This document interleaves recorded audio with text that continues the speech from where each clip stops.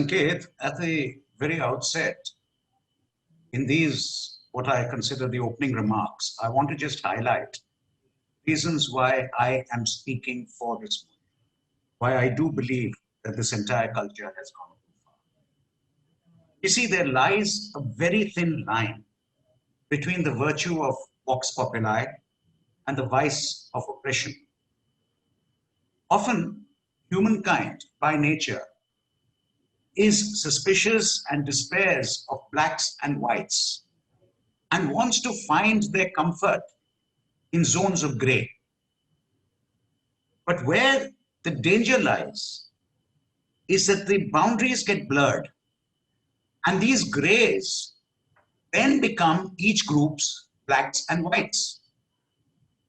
And what really happens then is a complete arbitrariness of action starts. And everyone sees a different shade, but everyone believes their shade is no longer gray. It's black or it's white. What does this culture really say? It says if a majoritarian view, and more often than not, a very vocal minoritarian view, has a view, then their view has to be followed over all else. Although people are meant to have freedom of expression, that freedom of expression is thrown out of the back door. Why? Because this so-called majoritarian view or the vocal minoritarian view bulldozes any contrary thought or expression in an individual. It pressurizes the state. It seduces the media into taking its own view as the correct view.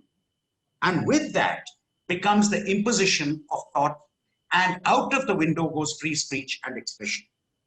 And I ask myself, is this not the very antithesis of freedom of thought, freedom of speech, freedom of expression, which go to the very fundamentals of the Indian ethos, the very fundamentals of our constitution? And does it not go against democracy itself? The recent examples we shall go through later. But now I want to emphasize one thing. The imposition of an assumed majority against an individual belief is a death knell of free thought, free spirit, free conscience. And the sad part is, in a country where we have raised free thought to a level of a fundamental right, where, to quote Justice Chinnappa Reddy, the thread of tolerance runs right through our constitution. And yet, we are willing to say that the population believes this, ergo, there can be a ban, there can be a boycott, and someone can be cut off from believing and doing what they want. While imposing one's view and overruling others with it envisages a fair description of what the public sentiment wants. I want all of you to just stop for 1 second and think.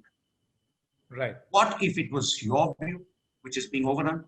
What if Ria was your daughter?